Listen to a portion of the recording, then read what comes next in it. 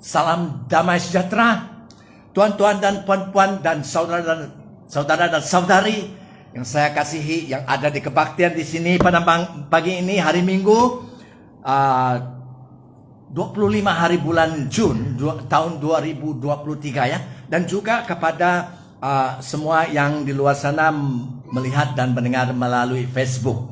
Saya mengucapkan ya, selamat bertemu kembali.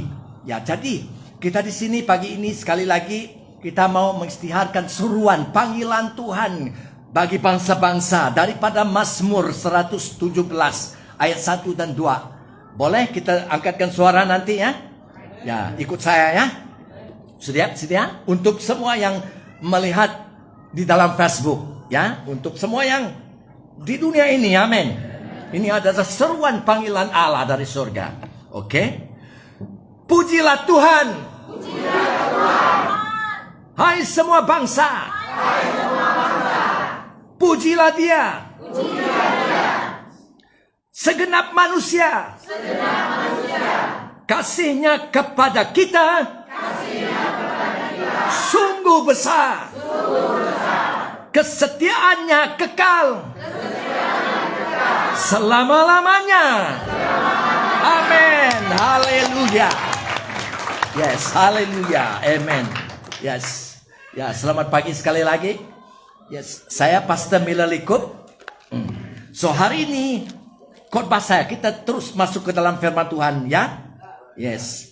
So, oke. Minggu lalu saya ingat khotbah saya minggu lalu, ayat yang terakhir saya pikir yang saya bagi, saya ingat yaitu bagaimana untuk kita manusia menjadi anak-anak Allah. Sekali lagi, ya, yes, untuk inilah Yesus datang dari surga, yes, untuk ya kita manusia semua yang di dalam dunia ini berdosa, tapi di dalam Yesus kita dulu orang yang berdosa, di dalam Yesus kemudiannya kita orang yang benar bila kita bertobat dan percaya, amin. So, Yesuslah yang menjadi kita anak-anak Allah. Sekali lagi, kalau kita membaca di dalam Yohanes pasal 1 ayat 1 mengatakan firman itu adalah Allah. Dan kita turun kemudian kepada ayat 16 yang mengatakan firman itu yaitu Allah menjadi manusia di dunia ini. Nama Dia Yesus Kristus. Dan kemudian kita membaca ayat 12. Semua firman itu mengatakan, Allah mengatakan semua yang menerima Dia, menerima Yesus, diberi Dia kuasa untuk menjadi anak-anak Allah. Amin. Haleluya. Yes. So hari ini saya mau tajuk yang hari ini khotbah adalah anak yang hilang. Dari Lukas pasal 15 ayat 11 sehingga 32 ya. Tetapi saya akan membaca hingga 24 saja. Oke? Ini adalah perjanjian baru. So, kita akan terus mendengar firman Tuhan ya, fokus. Siapa yang mau pergi di WC ataupun toilet, saya pergi. Ya. Lukas pasal 15 ayat 11. Ini adalah perumpamaan anak yang hilang.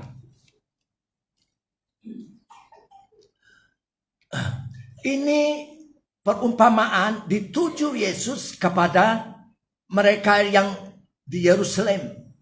Mereka yang berdosa, mereka yang pemungut-pemungut cukai, mereka yang ahli-ahli Taurat dan Farisi. Jadi dua kumpulan yang dituju, yang diberikan Yesus perumpamaan ini, yaitu kumpulan yang berdosa. Memang semua manusia yang berdosa. Dan satu lagi kumpulan yang beragama. So saya mau terus membacanya. Yesus berkata lagi, ada seorang mempunyai dua anak laki-laki. Kata yang bongsu kepada ayahnya, dua Yang bungsu mengatakan kepada ayahnya, bukan yang tua ya. Bapa, berikanlah kepadaku bagian harta milik kita yang menjadi hak aku. Lalu bapaknya membagi-bagikan harta kekayaan itu di antara mereka. Beberapa hari kemudian anak bungsu itu menjual seluruh bagiannya. Setelah dia menerima harta dari bapak, dia jual seluruh harta itu.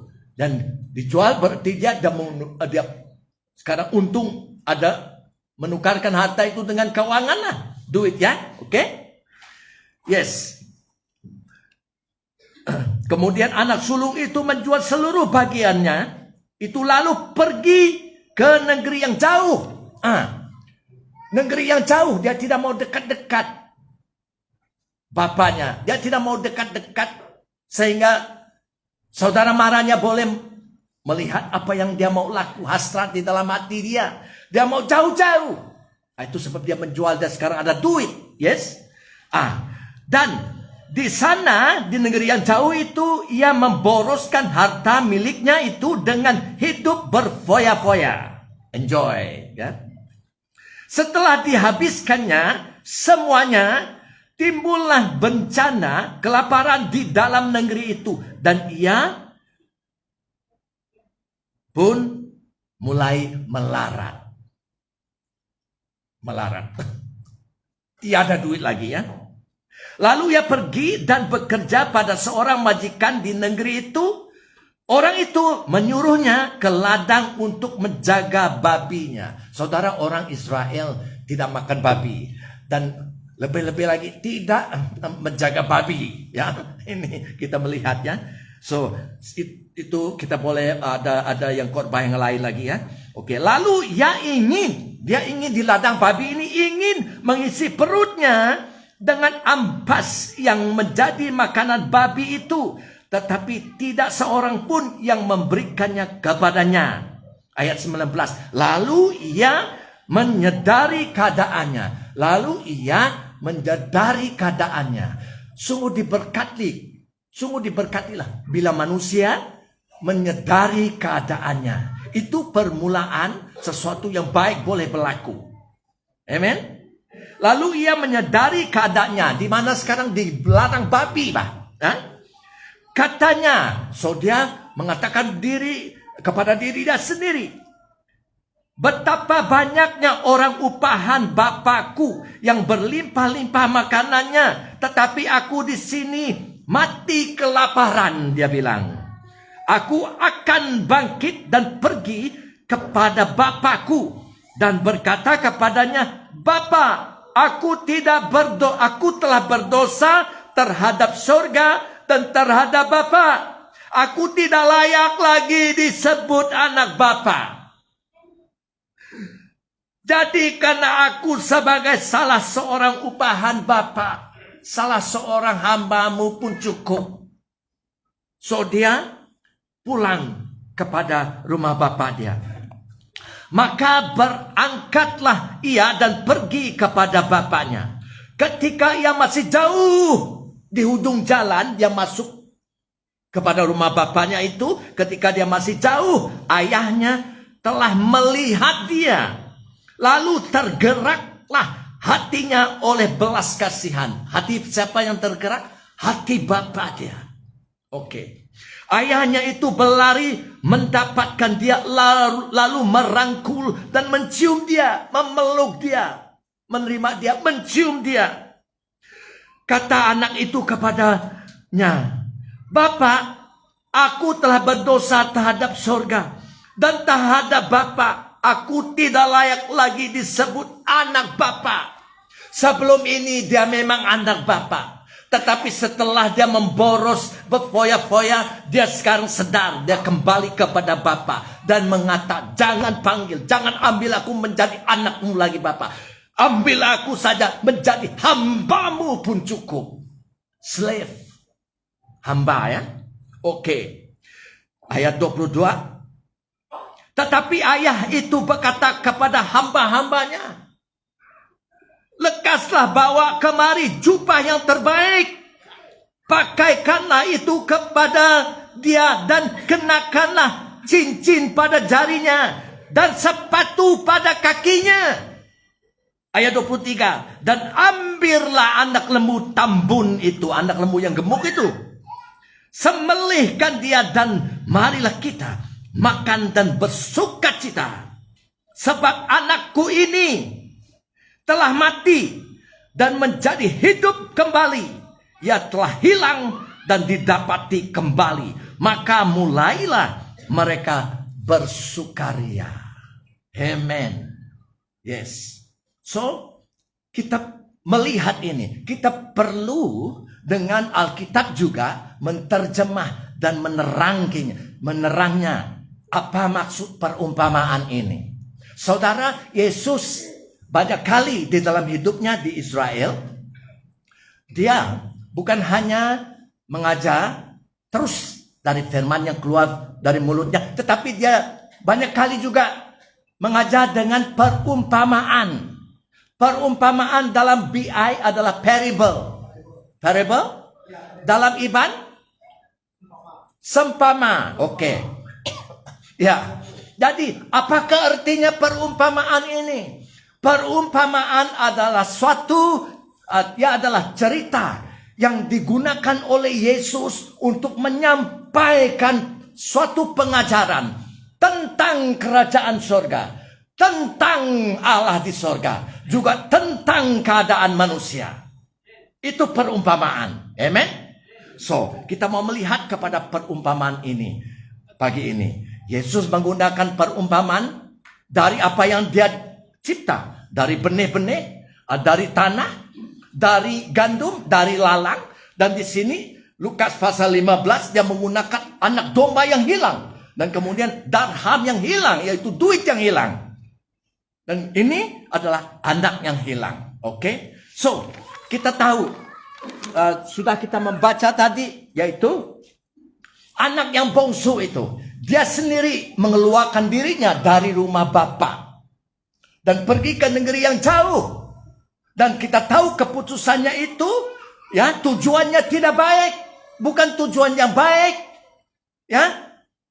Dan tetapi kita membaca juga bapaknya never give up, tidak pernah putus asa, sentiasa bapaknya, ya, mengharapkan. Yes,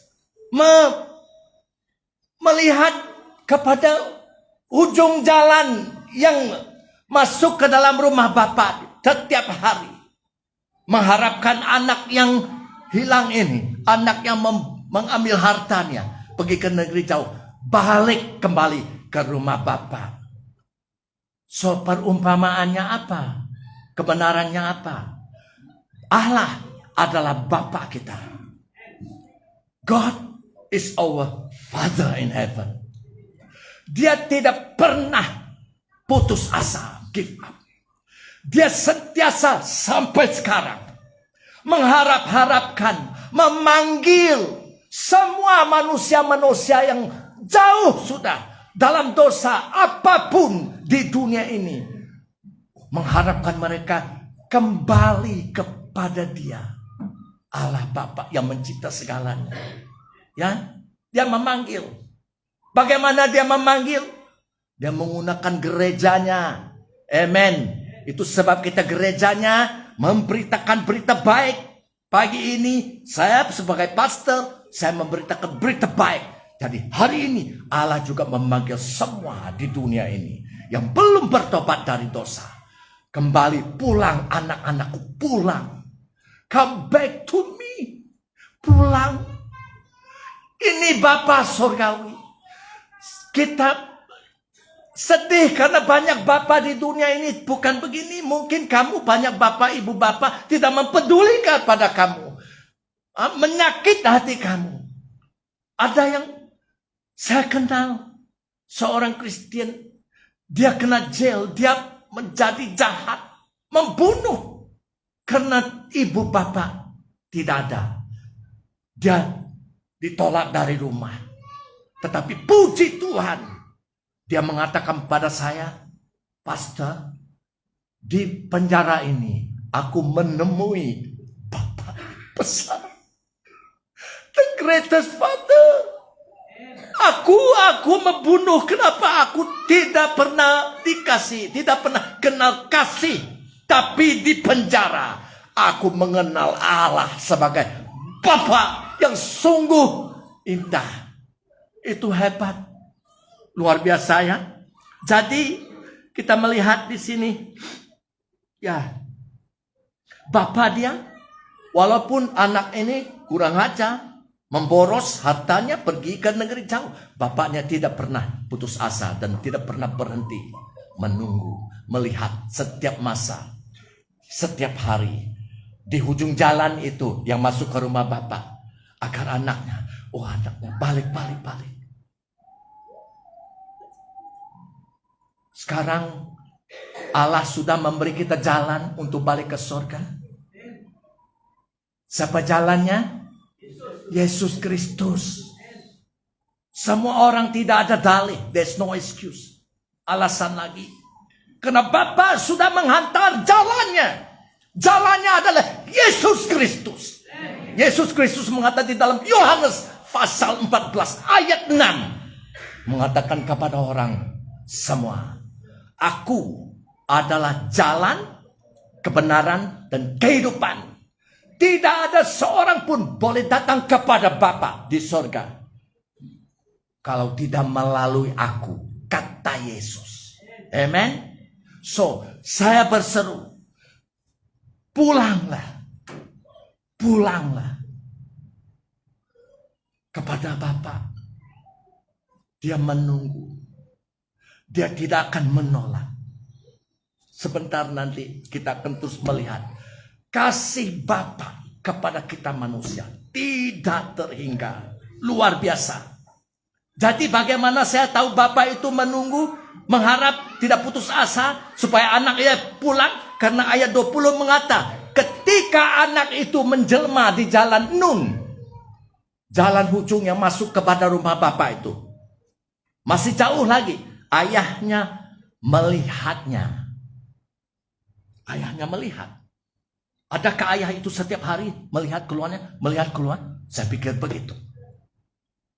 Bapa di surga melihat segalanya. Dia tahu. Dan ayat 20 juga mengatakan ayah itu berlari mendapat dia, lalu merangkul dia, mencium dia. Berarti Bapa itu berlari, run. Bila dia melihat anaknya tiba di ujung jalan itu masuk ke rumah. Bapak dia dulu berlari. Bukan anak dia berlari. Lalu memeluk anaknya. Dan mencium dia. Saudara. Kebudayaan orang Israel ya. Kebudayaan orang Israel. Orang yang berposisi tinggi. Orang yang kaya. Tidak berlari. Kalau dia mau berlari. Dia tidak berlari. Dia suruh siapa yang berlari? Hamba-hambanya. Dia mau berlari ke sana. Oi hambaku berlari ke sana. Dia mau berlari ke sini. Oi hambaku berlari ke sana. Ini orang yang berposisi tinggi. Orang yang ada duit. Dan saya percaya Bapak ini posisinya tinggi.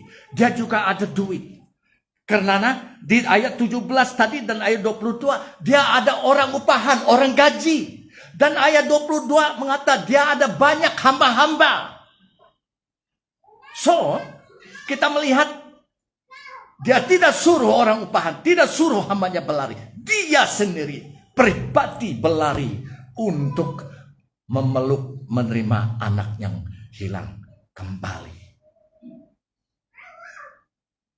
Begini juga Allah Bapa kita di surga. Allah Bapa kita di surga adalah Allah yang sangat mengasihi pada semua manusia dan yang berdosa, dan lebih lagi orang yang bertobat dan percaya pada Yesus dalam perjalanannya pulang ke rumah Bapa. Ya, karena Allah kasihnya begitu besar, Dia mengatasi semua kebudayaan manusia. Dia mengatasi dan tidak kisah semua tradisi manusia. Berarti Allah tidak peduli dengan apa yang manusia kata tentang dia dan tentang anak ini sedang balik kepada dia. Ini Allah kita. So yang saya lihat, ada orang mengatakan, wah ini orang penipu. Ini orang pedagih dadah. Oh ini orang pencuri, perompak, pembunuh lagi ada. Saya mau mengatakan ini berita baik. Ini adalah gereja. Semua orang yang di dalam gereja itu hidup lamanya semua orang yang berdosa. Tidak kira berdosa kecil, sederhana, besar pun semua manusia berdosa. So dulu aku sesat, sekarang aku ditemui. Gereja, sekarang gereja. Latar belakang semua gereja Tuhan di seluruh dunia ini adalah kebanyakan.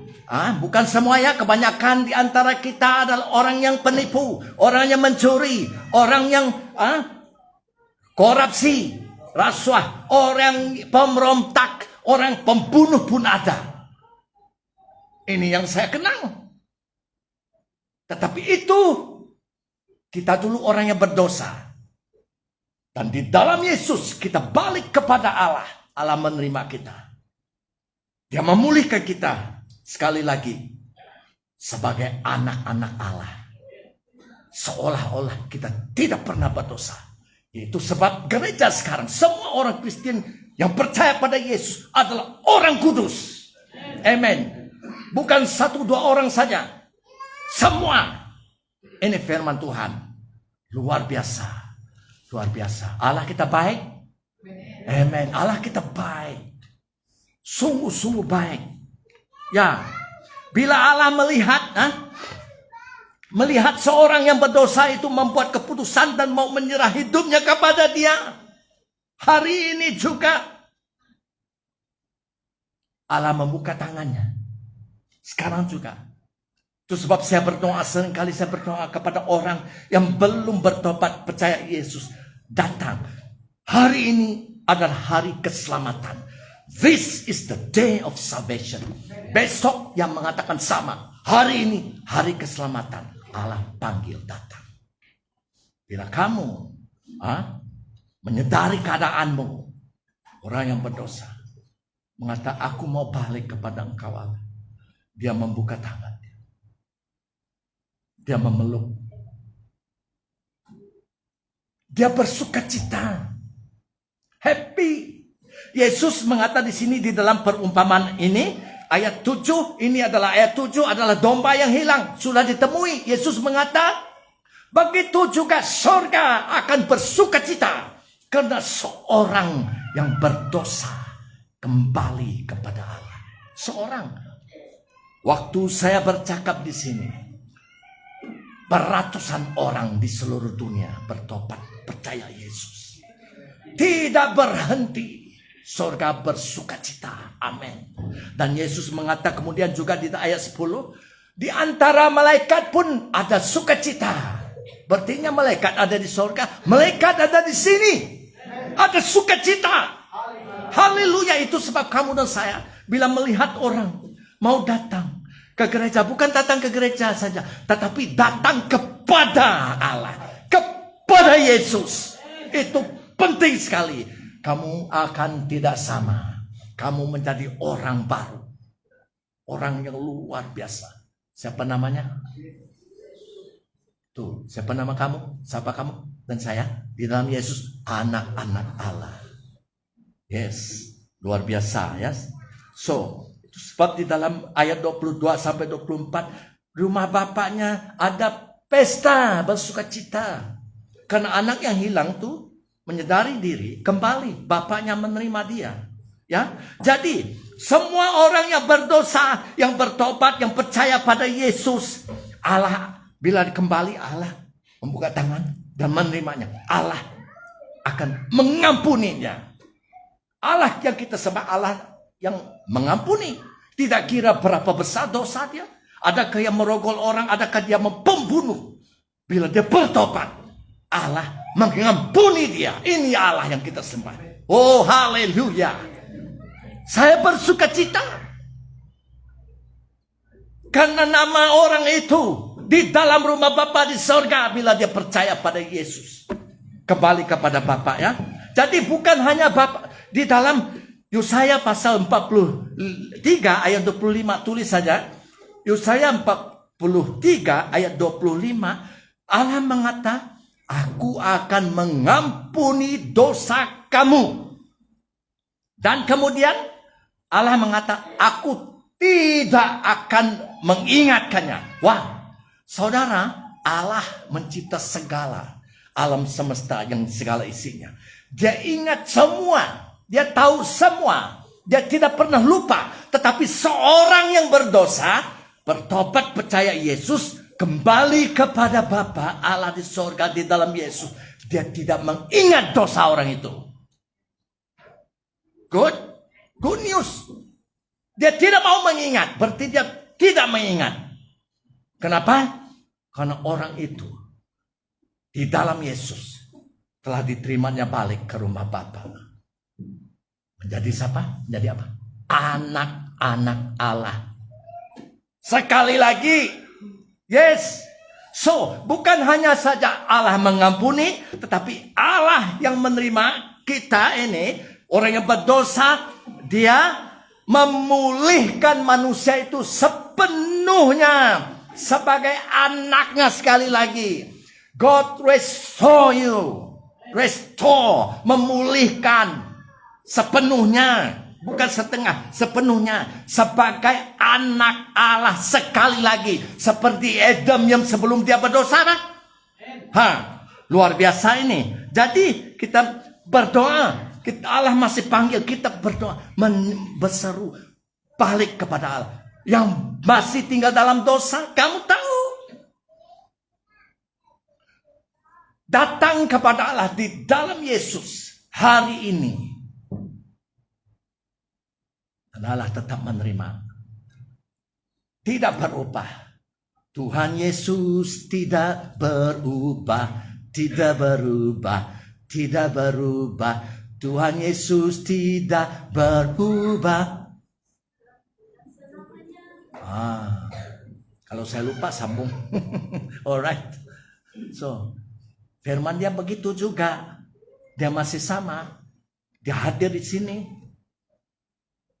Dia tidak mati. Dia hidup selama-lamanya. Amin. So, yes, dia berlari dan memeluk anaknya, menerima anaknya kembali dan mencium anaknya. Oke? Dan menerimalah. So, jadi kemudian ayat 22 itu mengata, bapaknya memberi anak itu, sudah dia menerima anaknya, bapaknya memberi anaknya apa? Jubah yang terbaik. Bukan hanya jubah biasa, jubah yang terbaik. Ya? Berartinya bapak dia memulih dia kembali sebagai anak. Kebenaran jadi di sini, Allah sebagai Bapa di surga, bila semua orang yang berdosa, bertobat, percaya pada Yesus, kembali pulang kepada Allah, Allah juga memberikan kamu jubah yang terbaik. Apa itu? Dia memulihkan kamu. Dulu orang berdosa, sekarang kamu orang benar sebagai anak-anak Allah. Seolah-olah kamu tidak pernah berdosa. This is the truth. Seolah-olah orang itu walaupun membunuh, tetapi dia bertobat. Hari ini percaya pada Yesus. Dia pulang kepada rumah Bapa. Bapa melihatnya sekarang bukan orang berdosa, orang benar. Seolah-olah tidak pernah lari jauh, seolah-olah tidak pernah berdosa. 100% anak Allah. Ini kebenaran Injil. Ini kebenaran berita baik. Amin. Ya. Jadi kita melihat dia tidak mau ingat dosa kita. Yesaya 43 tadi ayat 25. Dia sengaja lupa. Kenapa? Kita sudah menjadi anak. Oh, saya melihat ramai juga anak-anak Allah di sini. Amin. Haleluya. Jadi bila anak itu sampai ke rumah Bapa, Oh, Bapak dia tidak peduli bau kebusuk. Saya bayangkan dia punya jubah memang kotor, bau tai babi. Karena dia baru keluar dari kandang babi di negeri jauh itu. Mungkin koyak-koyak, saya tidak tahu. So, apa yang Bapak dia laku? Datang ke rumah, bukan hanya peluk saja, dia bukakan jubah yang busuk itu. Tanggalkan jubah yang busuk itu. Dan Bapak dia menggantikan jubah yang busuk dengan jubah yang terbaik. Dosa adalah jubah busuk. Perangai kita, olah kita, kehidupan lama, segala dosa kejahatan, itu semua jubah yang busuk. Tetapi Allah yang menanggalkannya, bukan kamu dan saya. Luar biasa. Dan dia masukkan di dalam kita jubah yang terbaik. Amen. Itu sebab firman Tuhan mengatakan, bila kita percaya kepada Yesus, kita balik kepada rumah Bapa, kita adalah yang lama sudah lenyap, hilang, yang baru sudah tiba. Betul? Di dalam 2 Korintus pasal 5 ayat 17 mengatakan, sesiapanya di dalam Yesus, kita di dalam Yesus karena kita percaya pada Yesus. Semua yang di dalam Yesus adalah ciptaan baru. Yang lama telah berlalu, yang baru telah tiba. Haleluya. Ajaib kau Tuhan. Amin. Yes. Oh, luar biasa.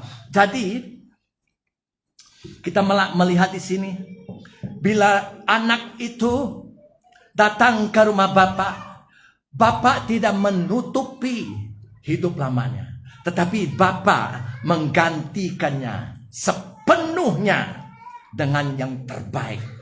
Begitu juga Allah Bapa.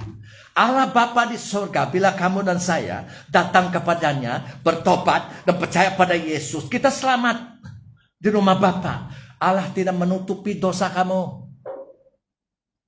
Dia tidak menutupi hidup lama kamu, tetapi dia menggantikannya dengan yang terbaik, dengan yang baru.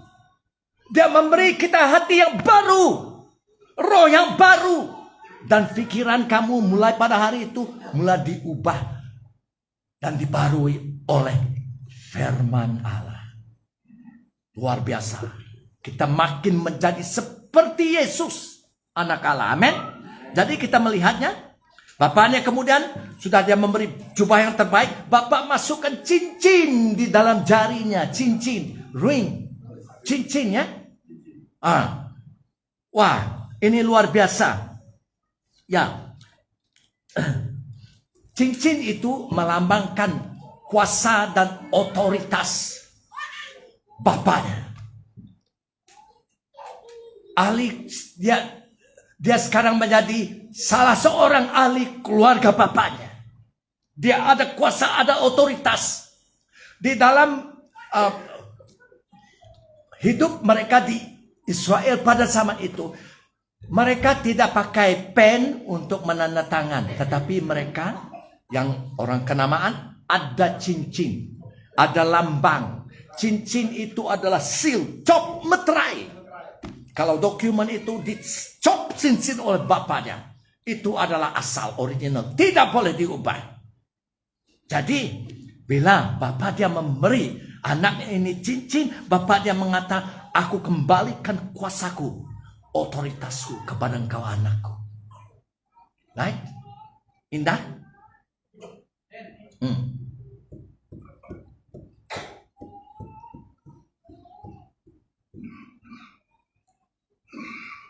Tidak kira berapa jauh kamu sudah lari dari rumah bapak ibu kan?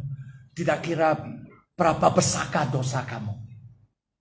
Bila kamu balik kepada Allah Bapa, dalam doa sebutkan, aku bertobat, aku percaya Yesus. Benar, kamu dipulih.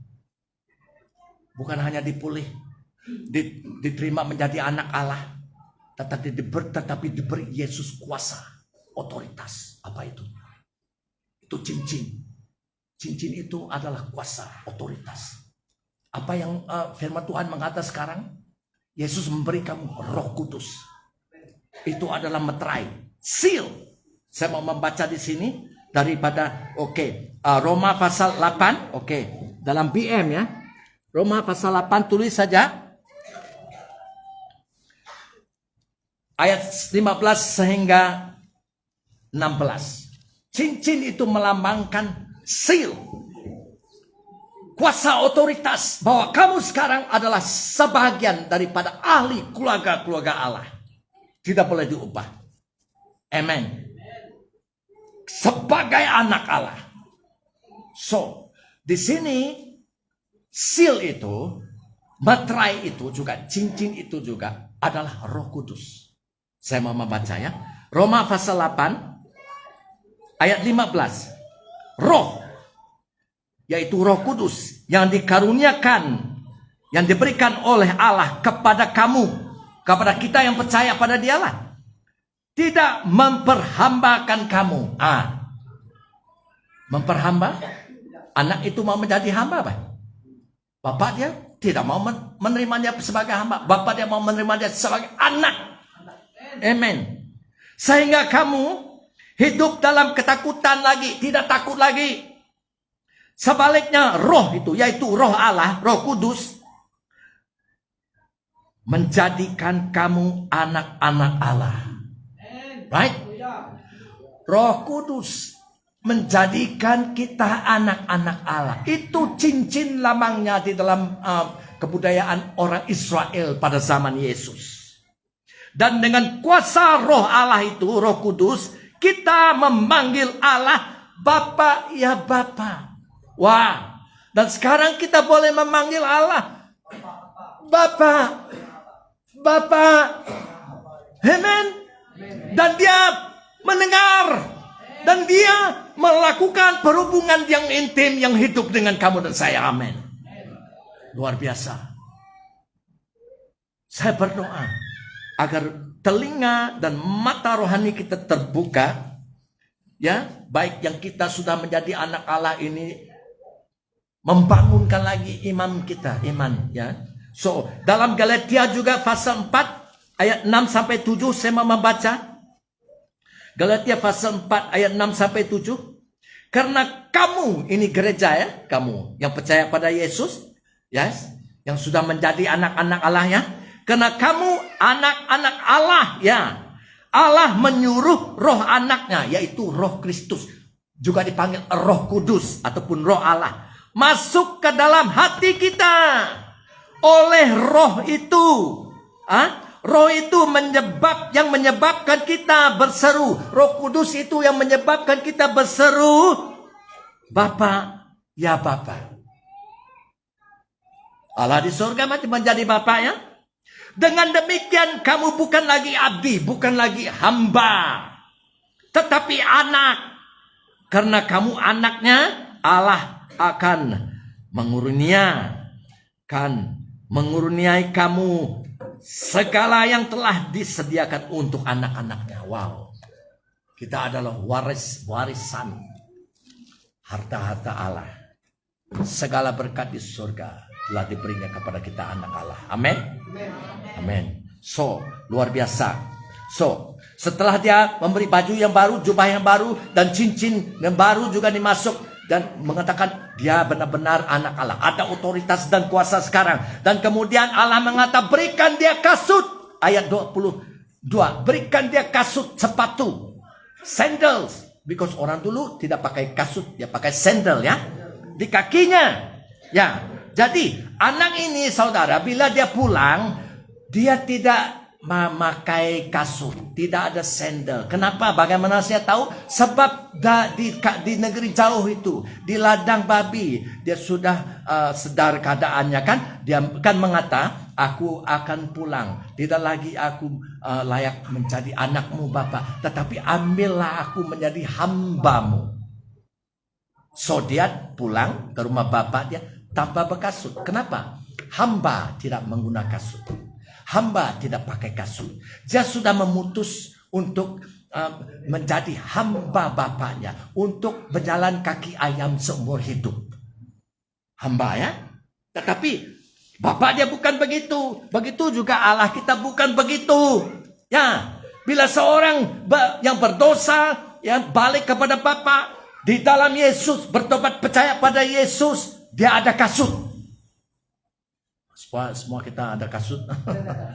Ada sandal, ada selipar. Tidak ada saya melihat orang kaki ayam datang gereja ini. Tidak. Amin.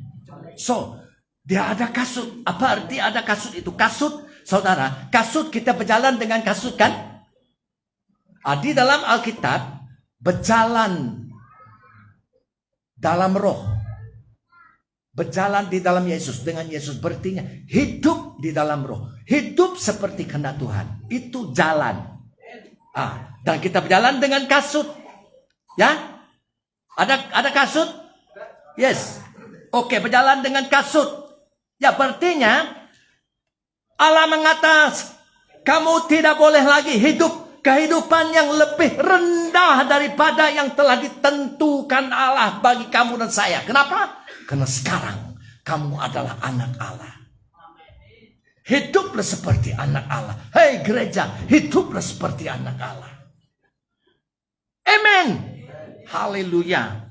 So, kemudian ayat 23 sampai 24 saya baca ya. Ini berlaku. Dan Allah yang mengatakan kepada hamba-hambanya, ambillah anak lembu tambun itu, anak lembu yang gemuk itu ambil, sembelihkan dia, dan marilah kita makan dan bersukacita. Sebab anakku ini telah mati dan menjadi hidup kembali. Ia telah hilang dan didapat kembali. Maka mulailah mereka bersukaria, bersukacita, bersukaria. Ada pesta di rumah Bapa itu pada saat itu, masa itu. Ada pati, ada pati. Yes, amen. So, kita melihat ini bukan kebudayaan orang Yahudi juga, orang Israel, yaitu bila anak dia menghina dia, tidak menghormat dia, dia balik, Bapa dia menerima dia. Ini bukan kebudayaan orang Yahudi. Bukan kebudayaan orang Yahudi, tradisi orang Israel. Karena kalau anak-anak itu menentang Bapa dan menghina Bapa dan kurang ajar, dia diadili, dia dihakimi oleh pemimpin-pemimpin orang Israel. Dan ditemui bersalah, anak itu akan dibunuh. Kenapa? Allah mengatakan supaya umatku akan takut untuk melakukan kejahatan. Oke, mari saya membaca dari Ulangan, Deuteronomy, ini perjanjian lama ya. Ulangan pasal 21 ayat 18 sehingga 21. Andai kata ada seorang yang mempunyai anak yang keras kepala, suka memberontak dan tidak mau taat kepada ibu bapanya, meskipun mereka menghukumnya, meskipun mereka mengajar dia, ibu bapa anak itu harus membawa dia ke hadapan para pemimpin kota tempat tinggal mereka lah. Lalu minta supaya anak itu diadili, dihakimi, ya. Ibu bapa itu harus berkata kepada para pemimpin, anak kami keras kepala, suka memberontak dan tidak mau taat kepada kami. Dia juga pemboros. Anak tadi pemboros kan? Yes. Dan pemabuk. Ayat 21. Kemudian kaum lelaki di kota itu, pemimpin-pemimpin, harus meranjam anak itu sampai mati. Harus apa? Melontar batu sampai mati. Ini kebudayaan orang Yahudi, orang Israel. Tetapi tidak Allah, ini bukan Allah. Allah tidak membunuh orang. Tidak pernah Yesus suruh kita membunuh orang. Bahkan Yesus mengatakan kasihilah musuhmu. Jadi terperanjatnya orang-orang yang beragama bila mendengar Yesus mengatakan begini. Karena yang kurang ajar, yang memberontak, anak ini harus mati. Tetapi Allah luar biasa. Terbaliknya, Allah di sana, Allah mengadakan pesta yang baik. Bapaknya mengadakan pesta yang terbaik sekali bagi anak itu. Yes. So, saya mau mengatakan di sini, berkat yang berlimpah-limpah, yang indah, yang turun dari surga, hanya boleh diterima orang-orang yang berdosa, yang kembali kepada Allah, bertobat dan percaya pada Yesus Kristus. Amin. Jadi di sini saya melihat perumpamaan ini adalah tentang kasih Bapa, kasih Allah, kasih setia Allah, kasih setia, kasih karunia berartinya kasih Allah yang mengasihi orang yang tidak harus dikasihi. Ada orang yang tidak mengasihi kamu di sini? Kalau ada, Allah mengasihi. Allah tidak menolak seseorang pun. Siapa yang datang kepada dia, dia menerima. Dia mengasihi. Allah kita adalah Allah yang mengampuni. Nah, dia juga Allah yang menyelamat manusia. Yes. So saya mau kembali lagi kepada Mazmur pasal 117 ayat 1 dan 2. Puji Tuhan, hai semua bangsa. Pujilah dia, hai segenap manusia. Kasihnya kepada kita sungguh besar.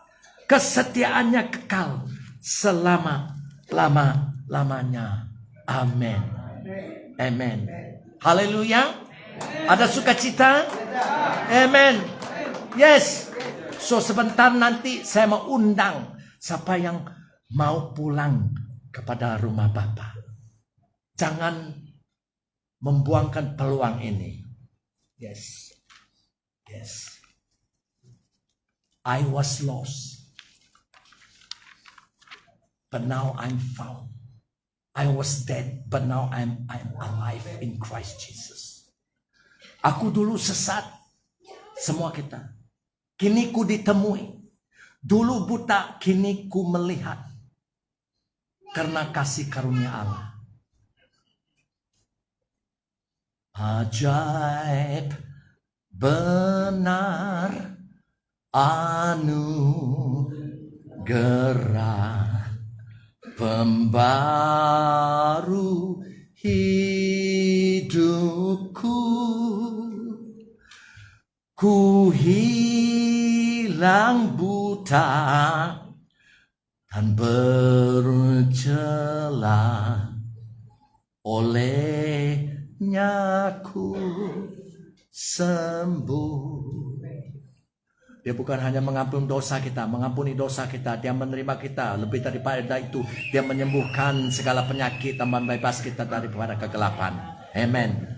Ketika insafku cemas, sekarang ku lega. Syukur bebanku telah lepas berkat anugerah.